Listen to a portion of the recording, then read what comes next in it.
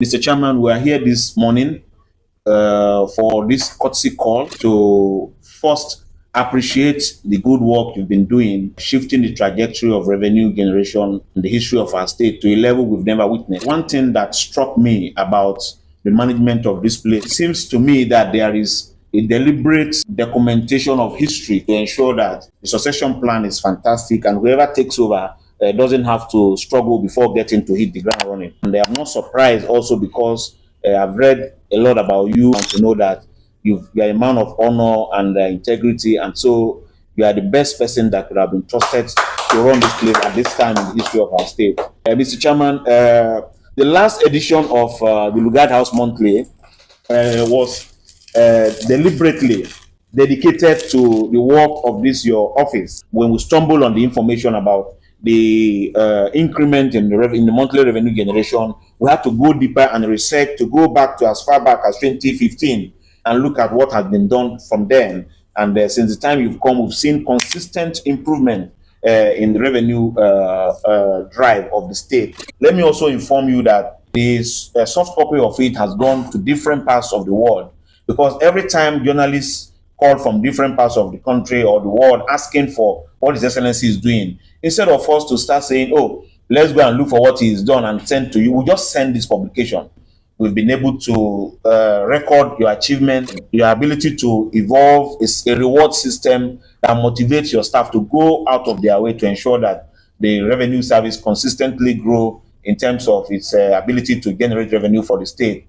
Very importantly, we also saw that you mentioned that people need to be aware as to how the tax system is working for the people of the state and how that will be a motivation for more people to pay tax and be brought into the tax net.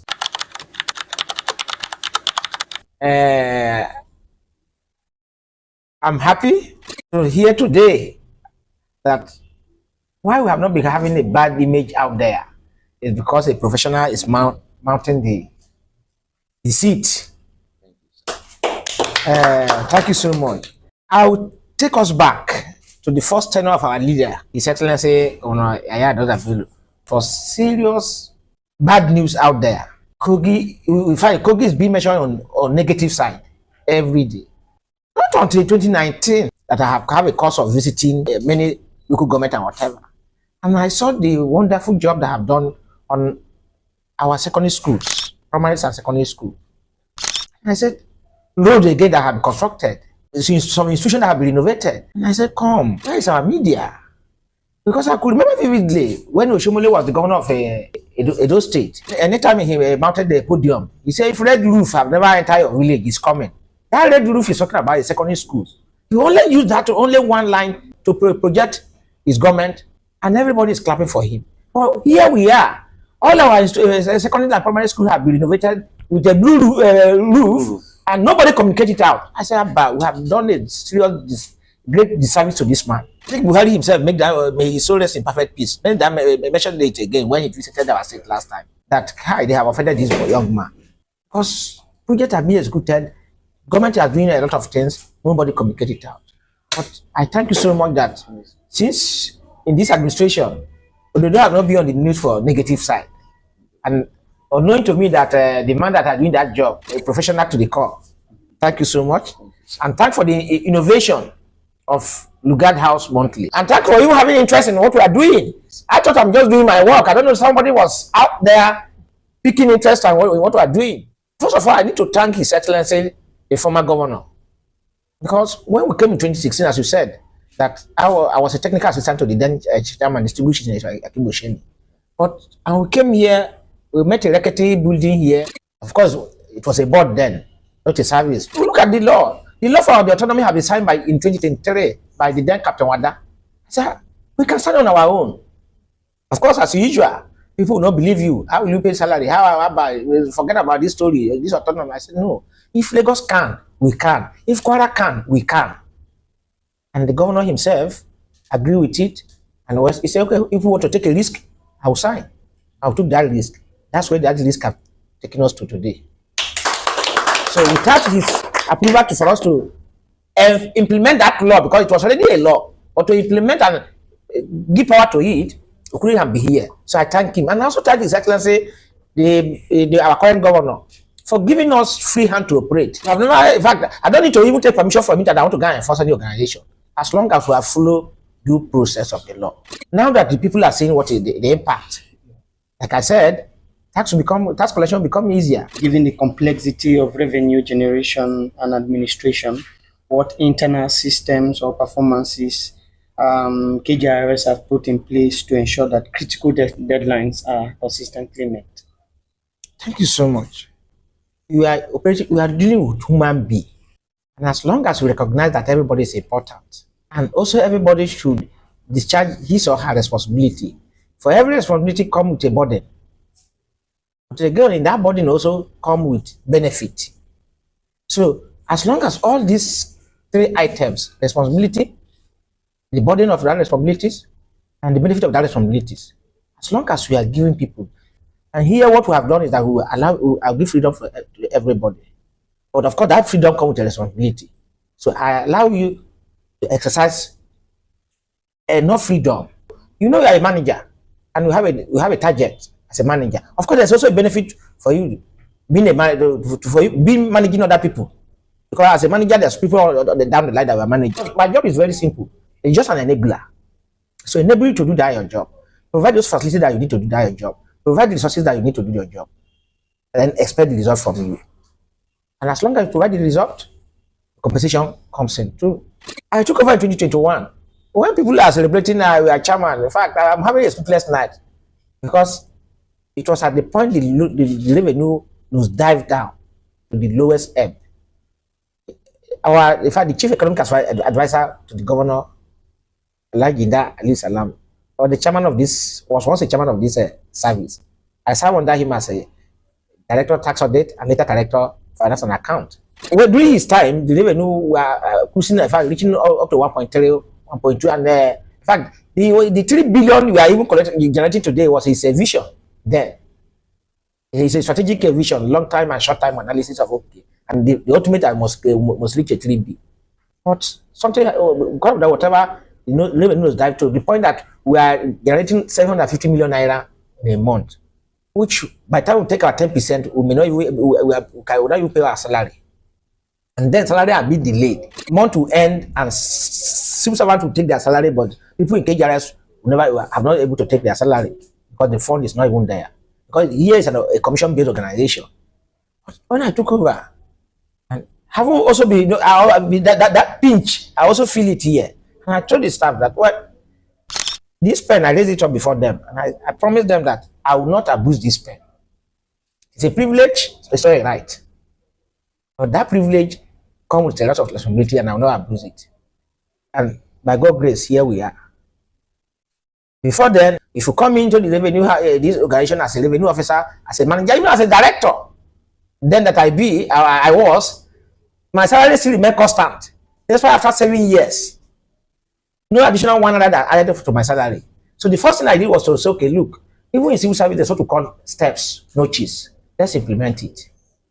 So that at least it also shows a level of seniority. If I came in 2021 and we came in 2016, there should be a level of seniority instead of all still be on the same whatever. We quickly do that. I will consult the committee for promotion. I think by God's grace, 3 years after, every year now promotion is a given. As long as you pass through the exam and whatever you pass. In fact, the first year, even those who fail, I have to beg my management that please let us promote them because they are not happy for staying in one position for almost 7-8 years. That's why because of not that they may have know what to do, but mindset and annoyance. It's like when we are going for exam and we are prepared and along the line on your way to the exam hall, something disrupt your mind. You were able to so I pleaded to my management that they should promote it. But after that, every year, as long as you pass, you meet up with the cutoff mark of 250 after the written exam and interview, whatever, and appraisal, you'll be promoted to the next level. And now my staff cannot build a career. Everybody bring out their mind and their instinct to work. And let me also tell you, like I said, I continue to thank the excellency, our current governor. Because last year, those of us that came in 2016 as director, based on this public service rule, that 8 years as a director or as a head, or even now they have even changed it that if you are even HOD and you have been on that seat for 8 years, not to have about permanent secretary, you must retire. So when they retired last year, naturally they could be out, people can just be sending people from outside. But people from here who have moved to that level of they become a director. Some are principal managers, some are assistant directors or deputy directors. I mean, today they are directors here. So today, this man came into the service as what? As a manager. Today, sir, we are what? So you can now build a career. And with this, people know that we have a destiny here. I'm taking you outside. If you look at the successes you've recorded since you came in, and looking at the Nigerian factor, where a lot of people would always want to evade tasks. How were you able to work them out? Yes, like I do tell people that I drive tax with a human face. You may not want to pay tax. If I engage with you and if I crack a joke and whatever, and also educate you that this tax you are not even you are even helping yourself. Like you charge because we are driving it with a human face. In fact, I've not carried out enforcement on line you charge. You know why? Because pensioners, uniform security personnel are exempted by the law and also enforce that law. So when they now discover that they have a way we educate them, and they now come out to show that okay, they have shown the evidence that they are retiree whatever. So no, you pay whatever. For government to recognize them, they were now the advocate of helping us to mobilize their community now to come and pay for us. So we are driving it with human face. Because with that human face, it becomes also very easy. And again, because they are also seeing the impact. For every constituency you go to now, there's a project you can point to. Before 2016, we only have a single university in Kogi State. Apart from Federal University Lokoja, which is federal government, but the state university is only one. So of course, you can imagine the pressure of admission. Our citizens have to send their children to different states, despite the security challenges. But today, the school is there. Not there, but subsidized. So if I engage, when people come here and say, the tax is whatever, it's okay. How much? You have a son or a child in any of these state universities? Say yes. Okay. How much is the school fees? In fact, let me show you that our state university's school fees is cheaper than the federal university. Even in Kogi here. Are you aware? That's a subsidy. The balance government pay. So, and we're asking you to give us a token so that we can bake this cake for all of us to share from it. So as citizens, and again, let me commend the citizens of Kogi State. All they need is just education. If you educate them, and they are ready to listen, and they are ready to comply. And this has made it easy for us. And to me, we're not even yet there. We can do better than what we are doing. Okay, sir. We are evolving, and a lot of people are pushing towards incorporating technology in all the things they do. Is there anything KGIRS is doing in that line? No, in fact, the question is not is there anything KGIRS is doing in that line? Is that how far has KGIRS gone on that line? On technology? Not just as we speak today, it's a criminal offense in Kogi State to raise a manual assessment from any MDAs. One of the greatest challenges, in fact, before coming here, I was just sharing the Nigerian Bureau of Statistics report 2024 with SAIGR, and again that we are going to engage with His Excellency. And where is that in the entire North Central, Kogi State on tax revenue, Kogi State was the highest. But on non-tax revenue, Kwara was the highest. And I do ask that question. Kwara has 16 local government. We have 21 local government. And what activities is Kwara doing that we are not doing? In fact, even on tertiary institution, Kwara State have only one state university. We have 3 state universities because those are still non-tax revenue. What is the difference? What is so where is the weak link coming from? Again, we're going to look at it. But on technology, today, that's what we call KGIRS. All you need to do is to go with your app here, log in, and risk assessment for any citizen. But the beauty of it is that the new tax law, the Nigeria Tax Act and the Nigeria Tax Administration Act 2025, which will commence implementation on 1st of January 2026, have even make it compulsory that tax administration must be digitalized. And organization must also allow fiscalization. You know what? Before then, thank God my guy was a Lagos-based man. You know, Lagos, when they want to do consumption tax and they want to fiscalize hotel, that is plugged into their system that they are using to raise a bill for occupant of the or their guest. The hotelier association, whatever, went to court, and they got a judgment that Lagos State have no right to have access to their information. But the law now has made it compulsory. Now we must fiscalize. What that means is that there won't be any hiding place again for all of us. And also the law also make it compulsory that every citizen must have a tax ID. In fact, without tax ID, next year there will be a time that you will not be able to operate your bank account. So where are we? So at Kogi State Internal Revenue, how prepared are we?